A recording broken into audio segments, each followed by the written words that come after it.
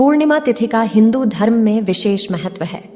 इसे धनदायक और संतानदायक व्रत माना गया है। जो लोग पूरे विधि विधान से पूर्णिमा का व्रत करते हैं और पूर्णिमा के दिन चंद्रमा का अर्घ देते हैं, उन पर भगवान विष्णु और माता लक्ष्मी की विशेष कृपा होती है। आइए जानते हैं पूर्णिमा व्रत की कथा। अगर आप इस कथा को सुन रहे हैं तो पूरा सुने, आधा अधूरा बीच में छोड़कर ना जाए। भगवान विष्णु का अनादर ना करे। कथा सुनने वाले, सुनाने वाले और होकार भरने वाले पर भगवान की कृपा और आशीर्वाद सदा बने रहे। द्वापर युग में एक समय की बात है कि यशोदा जी ने कृष्ण से कहा, हे कृष्ण, तुम सारे संसार के उत्पन्न करता, पोषण तथा उसके संहार करता हो। आज कोई ऐसा व्रत मुझसे कहो जिसके करने से मृत्युलोक में स्त्रियां को विधवा होने का भय न रहे तथा यह व्रत सभी मनुष्यों की मनोकामना पूर्ण करने वाला हो। श्री कृष्ण कहने लगे, हे माता, तुमने अति सुंदर प्रश्न किया है। मैं तुमसे ऐसे ही व्रत को सविस्तार कहता हूं। सौभाग्य की प्राप्ति के लिए स्त्रियों को 32 अर्थात 32 पूर्णिमाओं का व्रत करना चाहिए। इस व्रत को करने से स्त्रियों को सौभाग्य संपत्ति मिलती। यह व्रत अचल सौभाग्य को देने वाला और भगवान शंकर के प्रति मनुष्य मात्र की भक्ति को बढ़ाने वाला है। यशोदा जी कहने लगीं, कृष्ण, सर्वप्रथम इस व्रत को मृत्युलोक में किसने किया था, इसके विषय विस्तार पूर्वक मुझसे कहो। श्री कृष्ण जी कहने लगे कि इस भूमंडल पर एक अत्यंत प्रसिद्ध राजा चंद्रहास से पालित अनेक प्रकार के रत्नों से परिपूर्ण कातिका नाम की एक नगरी थी। वहां धनेश्वर नाम का एक ब्राह्मण था और इसकी स्त्री अति सुशील रूपवती थी। दोनों ही उस नगरी में बड़े प्रेम से साथ रहते थे। घर में धन धान्य आदि की कोई कमी नहीं थी। उनको एक बड़ा दुख था, उनके कोई संतान नहीं थी, जिस वजह से वह बहुत दुखी रहते थे। एक दिन एक बड़ा तपस्वी योगी उस नगरी में आया। वह योगी बाकी सभी घरों से भिक्षा मांगकर भोजन किया करता था, लेकिन उस ब्राह्मण के घर से भिक्षा नहीं मांगा करता था। एक दिन योगी गंगा किनारे भिक्षा मांगकर प्रेम पूर्वक खा रहा था कि धनेश्वर ने योगी को यह सब करते देख लिया। सब कार्य किसी प्रकार से देख लिया। अपनी भिक्षा अनादर से दुखी होकर धनेश्वर योगी से बोले, और सभी घरों से भिक्षा लेते हैं, परंतु मेरे घर की भिक्षा कभी भी नहीं लेते, इसका कारण क्या है? योगी कहने लगा कि आपके धर्म हमें इस बात की आज्ञा नहीं देता है, क्योंकि अभी आप गृहस्थ जीवन में एक सुख से वंचित हैं। आपके घर संतान होने पर मैं आपके घर से भी भिक्षा स्वीकार कर लूंगा। उन्होंने कहा कि जिसे संतान नहीं है उसके घर से भिक्षा लेने से मेरे भी पतित हो जाने का भय है। धनेश्वर यह सब बात सुनकर बहुत दुखी हुआ और हाथ जोड़कर योगी के पैरों पर गिर पड़ा तथा दुखी मन से कहने लगा कि आप मुझे संतान प्राप्ति के उपाय बताए। आप सर्वज्ञ हैं, मुझ पर अवश्य ही यह कृपा कीजिए। धन की मेरे घर में कोई कमी नहीं है, लेकिन मैं संतान न होने के कारण अत्यंत दुखी हूं। आप मेरे इस दुख का हरण कीजिए। यह सुनकर योगी कहने लगे, तुम चंडी की आराधना करो। घर पहुंचकर उन्होंने यह सारी बात अपनी पत्नी को बताई और खुद वन में चला गया। वन में पहुंचकर उसने चंडी की आराधना की और उपवास किया। चंडी ने 16 दिन उसको सपने में दर्शन दिए और कहा कि हे धनेश्वर, जा, तेरे पुत्र होगा, लेकिन उसकी आयु सिर्फ 16 वर्ष होगी। 16 वर्ष की आयु में ही उसकी मृत्यु हो जाएगी। अगर तुम दोनों स्त्री और पुरुष 32 पूर्णिमाओं को व्रत करोगे तो यह दीर्घायु हो जाएगा। जितनी तुम्हारा सामर्थ्य हो उतने आंचे के दिए जलाकर शिवजी का पूजन करना, लेकिन पूर्णमासी 32 ही होनी चाहिए। सुबह होती ही तुम्हें इस स्थान के पास एक आम का पेड़ दिखाई देगा। उस पर चढ़कर एक फल तोड़कर अपने घर चले जाना। अपनी स्त्री का इस बारे में बताना। सुबह स्नान होने के बाद वह स्वच्छ होकर शंकर जी का ध्यान करके उस फल को खा ले। तब शंकर भगवान की कृपा से उसको गर्भ धारण हो जाएगा।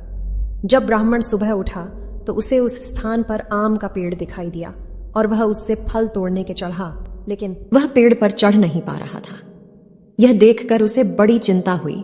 उसने भगवान गणेश की उपासना की और कहा, हे दयानिधे, अपने भक्तों के विघ्नों का नाश करके उनके मंगल कार्य को करने वाले, दुष्ट का नाश करने वाले, रिद्धि सिद्धि देने वाले, आप मुझे इतना बल दें कि मैं अपनी मनोकामना पूरी कर सकूं। इसके बाद वह पेड़ से फल तोड़कर अपनी पत्नी के पास पहुंचा। उसकी पत्नी ने अपने पति के कहे अनुसार इस फल को खा लिया और वह गर्भवती हो गई। देवी की कृपा से उसे बहुत सुंदर पुत्र पैदा हुआ। उसका नाम उन्होंने देवीदास रखा। माता पिता के हर्ष और शोक के साथ वह बाल बढ़ने लगा। भगवान की कृपा से बालक बहुत ही सुंदर था, सुशील और पढ़ाई लिखाई में भी बहुत ही निपुण था। दुर्गा जी के कथानुसार उसकी माता से 32 पूर्णमासी का व्रत रखा। जैसे ही 16वां वर्ग लगा, दोनों पति पत्नी बहुत दुखी हुए, कहीं उनके पुत्र की मृत्यु ना हो जाए। उन्होंने सोचा कि अगर उनके सामने यह सब हुआ तो वह कैसा देख पाएंगे। तभी उन्होंने देवीदास के मामा को बुलाया और 1 वर्ष के लिए देवीदास को काशी में पढ़ने के लिए भेज दिया। 1 वर्ष के बाद उसे वापस लेकर आ जाना। दुखी हुए। दूसरी तरफ मामा और भांजा दोनों रात गुजारने के लिए रास्ते में एक गांव में रुके। उस दिन उस गांव में ब्राह्मण की कन्या का विवाह होने वाला था। जिस धर्मशाली में वर और बारात के बाकी लोग रुके हुए थे, उसी धर्मशाला में देवीदास और उसका मामा ठहर गए। उधर कन्या को तेल आदि चढ़ने के बाद जब लग्न का समय आया तो वर की तबीयत खराब हो गई। वर के पिता ने अपने परिवार वालों से विचार विमर्श करके कहा कि यह देवीदास मेरे पुत्र जैसा ही है, मैं इसके साथ लगन करा दूं और बाद में बाकी सारे काम मेरे बेटे के साथ पूरे हो जाएंगे। ऐसे कहने के बाद वर के पिता देवीदास को मांगने के लिए उसके मामा के पास गए और उन्हें सारी बात बताई। मामा ने कहा कि कन्या दान में जो कुछ भी मिलेगा वो हमें दे दिया जाए। वर के पिता ने बात स्वीकार कर ली। इसके बाद देवीदास का विवाह कन्या के साथ संपन्न हो गया। इसके बाद वह अपनी पत्नी के साथ भोजन न कर सका और मन में विचार करने लगा कि न जाने यह किसकी पत्नी होगी। यह सोचकर उसकी आंखों में आंसू आ गए। तब वधू ने पूछा कि क्या बात है, आप उदास क्यों हैं? तब उसने सारी बातें पत्नी को बता दी। तब कन्या कहने लगी, यह ब्रह्म विवाद के विपरीत है। आप ही मेरे पति हैं, मैं आपकी की पत्नी रहूंगी, किसी अन्य की कभी नहीं। तब देवीदास ने कहा, ऐसा मत करिए क्योंकि मेरी आयु बहुत कम है, मेरे बात आपका क्या होगा। लेकिन उसकी पत्नी नहीं मानी और बोली, स्वामी आप भोजन कीजिए, दोनों रात में सोने की। सुबह देवीदास ने पत्नी को 4 नगों से जड़ी एक अंगूठी दी और एक रुमाल दिया और बोला कि हे प्रिय, इसे लो और संकेत समझकर स्थिरचित हो जाऊं। मेरे मरण और जीवन जानने के लिए एक पुष्प वाटिका बना लो, उसमें सुगंधि वाली एक नव मल्लिका लगा लो, उसको प्रतिदिन जल से सींचा करें और आनंद के साथ खेलो कूदो।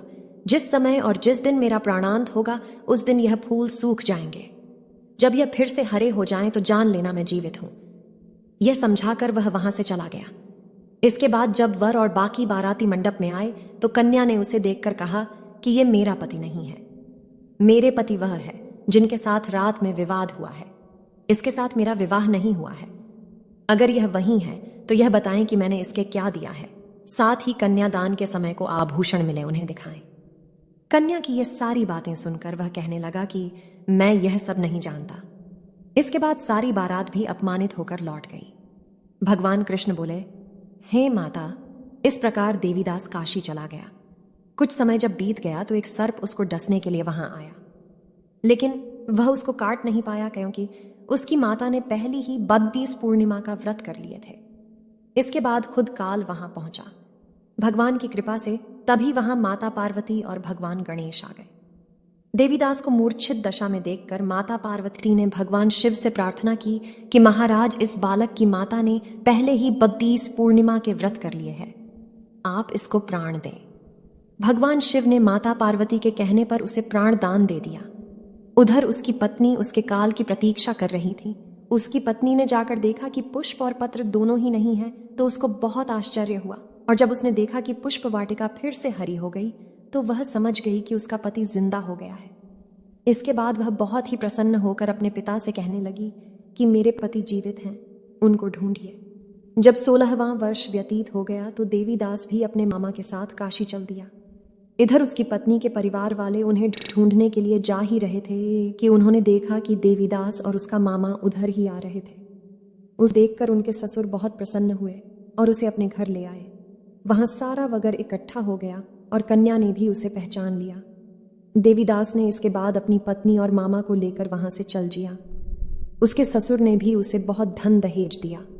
जब वह अपने घर की तरफ चल रहा था तो उसके माता पिता को लोगों ने खबर कर दी, तुम्हारा पुत्र देवीदास अपनी पत्नी और मामा के साथ आ रहा है। ऐसा समाचार सुनकर पहले तो उन्हें विश्वास नहीं हुआ, लेकिन जब देवीदास आया और उसने अपने माता पिता के पैर छुए तो देवीदास के माता पिता ने उनका माथा चूमा और दोनों को अपने सीने से लगा लिया।